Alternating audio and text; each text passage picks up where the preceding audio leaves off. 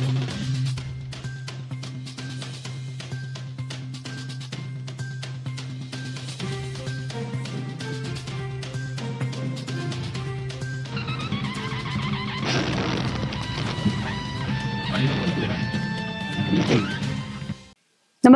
आपण पाहता हिरकणी न्यूज.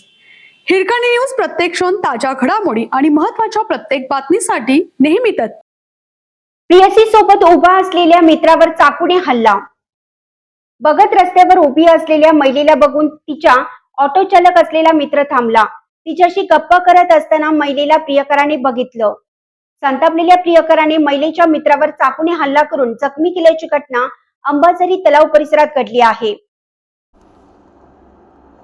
संतापलेल्या प्रियकराने महिलेच्या मित्रावर चाकूने हल्ला करून जखमी केल्याची घटना अंबाझरी तलाव परिसरात घडली. ही घटना 9 ऑगस्ट रोजी सकाळी 8 ते 10:30 वाजण्याच्या सुमारास अंबाझरी तलावाच्या पायऱ्याजवळ घडली. संजय वय वर्ष 22 हे ऑटो चालक असून ते ऑटोने प्रवासी सोडल्यानंतर अंबाझरी मार्गाने सीताबर्डीकडे जात होते.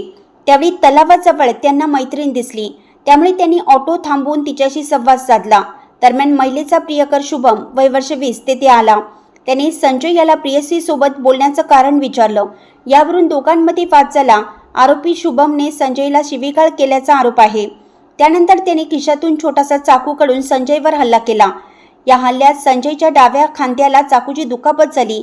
जखमी अवस्थेत त्यांना उपचारासाठी शासकीय वैद्यकीय महाविद्यालय येथे दाखल करण्यात आलं असून त्याच्यावर उपचार सुरू आहेत.